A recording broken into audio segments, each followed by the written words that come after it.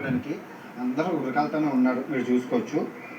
చూడండి ఎంత బాగుందో, అబ్బబ్బబ్బబ్బా భలే ఉంది. మొత్తం ల్యాంపులు అన్ని బుఖారు వేస్తారు. అయ్యి ఎన్ని ల్యాంపులు నైట్ వీళ్ళకి. సో మీరు చూసుకుంటే ఇక్కడ బంగారం మన చుట్టూ మొత్తం సూప్ చుట్టూ బంగారం దుకాణాలు అయితే ఉన్నాయండి. సో ప్రైస్ చూసుకుంటే మన ఇండియా కన్నా తక్కువే, కానీ దుబాయ్ కన్నా కొంత ఎక్కువ. మీరు చూసుకుంటే మొత్తం చుట్టూ బంగారం షాప్లే. క్వాలిటీ ఆఫ్ గోల్డ్ మటుకు నెంబర్ 1 క్వాలిటీ బంగారం. చాలా మంది కొనుక్కుంటారు. మొత్తం మంచి బంగారం ఉంటుంది అక్కడ. బంగారం షాప్లే ఉంది.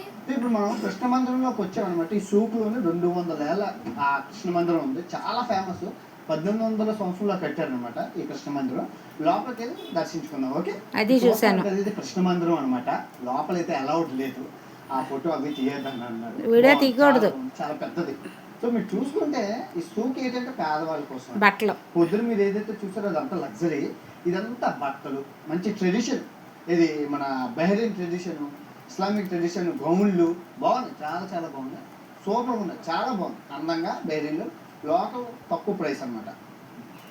చూసుకోవచ్చు ఎంత పెద్దగా ఉందో, ఖాళీ లేదనమాట.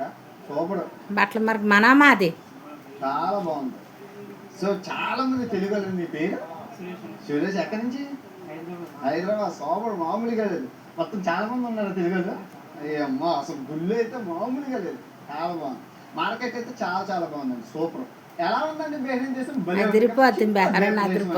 నిజంగా చాలా ఇక్కడ ఉన్న ప్రజలు చాలా ఆనందంగా ఉన్నారు. దానికి గల కారణం రూల్స్ రెగ్యులేషన్ లేకపోవడమే.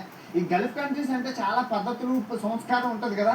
ఈ గుణకాలు ఇక్కడ అందరూ మందు చిందు పొందు అన్నీ ఫ్రీ. చాలా బాగుంది, నచ్చింది, అన్నీ కవర్ చేశాను అనుకుంటున్నాను. తిరిగి మీటప్ వీడియోతో కలుసుకుందాం. ఓకే, ఇట్లు మీ ప్రపంచం.